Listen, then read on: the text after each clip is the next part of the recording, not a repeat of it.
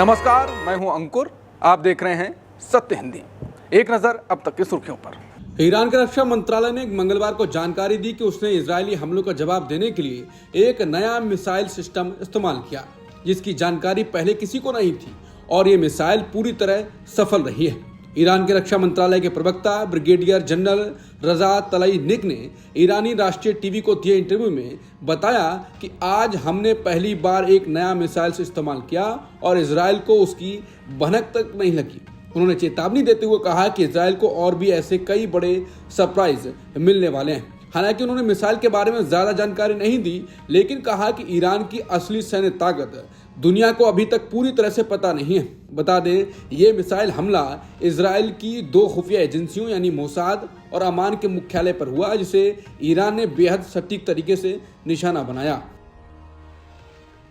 Iran ने कई मिसाइलें दागी हैं जो सीधे तौर पर इजरायल के कब्जे वाले फलस्तीनी इलाकों पर गिरी हैं। इन हमलों के बाद जो वीडियो सामने आए हैं उनमें इजरायल की मिलिट्री इंटेलिजेंस यूनिट अमान के लॉजिस्टिक सेंटर में आग लगती साफ दिखाई दे रही है। ईरान की मीडिया रिपोर्ट्स के मुताबिक इजरायली सेना ने इस हमले को छोटा दिखाने की कोशिश की और कहा कि बस स्टैंड को नुकसान हुआ है, लेकिन रिपोर्टें कहती हैं कि हमले का असली निशाना रणनीतिक जगहें थी, जैसे कि अमान का लॉजिस्टिक सेंटर, मोसाद का मुख्यालय।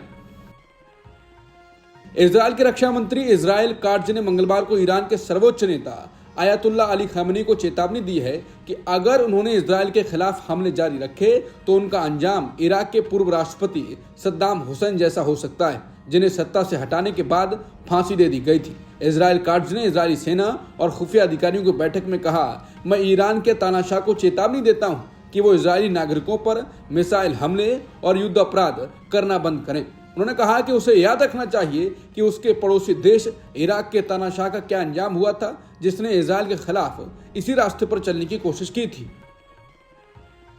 अमेरिका के राष्ट्रपति ट्रंप ने ईरान और इजरायल संघर्ष पर कहा है कि हम सीज फायर से बेहतर की तलाश में हैं। G7 शिखर सम्मेलन से लौटते हुए ट्रंप ने कहा, वो सीज फायर की उम्मीद नहीं कर रहे हैं, लेकिन हम सीज फायर से बेहतर की उम्मीद कर रहे हैं। पत्रकारों ने जब उनसे सीज फायर से बेहतर की बात पूछी तब उन्होंने कहा कि एक सचमुच का अंत सीज फायर नहीं।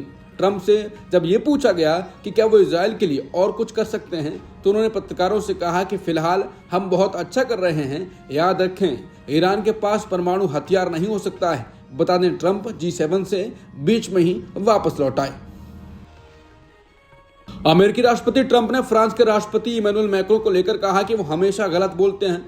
ट्रंप ने मैक्रों पर निशाना साधते हुए कहा कि फ्रांसीसी राष्ट्रपति हमेशा पब्लिसिटी चाहते हैं। दरअसल राष्ट्रपति मैक्रों ने दावा किया था कि ट्रंप कनाडा में आयोजित G7 शिखर सम्मेलन जल्दी छोड़कर इसलिए चले गए क्योंकि वो इजरायल ईरान संघर्ष विराम पर काम कर रहे हैं। ट्रंप ने मैक्रो के इस दावे को खारिज करते हुए कहा कि पब्लिसिटी के भूखे फ्रांस के राष्ट्रपति इमैनुअल मैक्रों ने गलती से कहा कि मैं कनाडा में G शिखर सम्मेलन छोड़कर वापस वॉशिंगटन जा रहा हूं ताकि इजरायल और ईरान के बीच युद्ध विराम पर काम कर सकूं। गलत। उन्हें नहीं पता कि मैं अब वॉशिंगटन क्यों जा रहा हूं, लेकिन इसका निश्चित रूप से युद्ध विराम से कोई लेना देना नहीं है। इससे कहीं ज्यादा बड़ी बात है, चाहे जानबूझकर हो या अनजाने में। इमैनुअल हमेशा गलत ही बोलते हैं। ट्रंप ने कहा कि इजरायल ईरान पर अपने हमलों में कमी नहीं लाएगा। पत्रकार ने एयरफोर्स 1 पर ट्रंप के हवाले से कहा, आपको अगले 2 दिनों में पता चल जाएगा, आपको पता चल जाएगा। अभी तक किसी ने भी हमले धीमे नहीं किए हैं। उन्होंने कहा कि मैं ऐसा कर सकता हूं। उन्होंने संकेत दिया कि ईरान के अधिकारियों से मिलने के लिए हम मिडिल ईस्ट दूत स्टीव विटकॉफ या उपराष्ट्रपति JD वेंस को भेज सकते हैं। पॉलिटिको की रिपोर्ट के अनुसार ट्रंप ईरान द्वारा पूरी तरह से हार मानने की उम्मीद कर रहे हैं। व्हाइट हाउस और ईरान के बीच बातचीत की कोशिशें शुरू हो गई हैं। अमेरिका की खबर देने वाली वेबसाइट एक्सियोस ने बताया है कि इस हफ्ते अमेरिका के प्रतिनिधि स्टीव विटकॉफ और ईरान के विदेश मंत्री अब्बास अराक्ची के बीच मुलाकात हो सकती है। इस बातचीत का मकसद होगा ईरान और इजरायल के बीच चल रही जंग को खत्म करना और परमाणु समझौते को दोबारा शुरू करना। 4 सूत्रों ने ये जानकारी दी है। इस खबर के कुछ घंटे पहले CNN ने भी बताया कि अमेरिकी राष्ट्रपति ट्रंप ने अपनी टीम को कहा है कि ईरानी अधिकारियों से जल्द मीटिंग की कोशिश करें। हालांकि एक अमेरिकी अधिकारी ने CNN को बताया कि अभी तक कोई मीटिंग तय नहीं हुई है, लेकिन ईरान और इजरायल के बीच माहौल थोड़ा बेहतर होता दिखाई दे रहा है। अल जजीरा की रिपोर्ट में कहा गया है कि ईरान अभी के हालात में अपने हमले रोकने के लिए राजी नहीं है।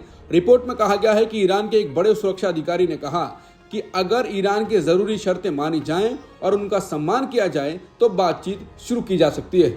अधिकारी ने कहा कि इजरायल की मौजूदा रणनीति अपने मकसद पूरे नहीं कर पाई है, इसलिए अब वो हमले करने के नए तरीके अपना रहे हैं। उन्होंने ये भी चेतावनी दी कि अगर अमेरिका इस हमले में दखल देता है, इस मामले में दखल देता है, तो इससे पूरा इलाका जंग में फंस सकता है।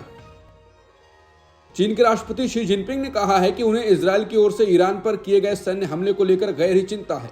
ये बात चीन की सरकारी मीडिया ने बताई।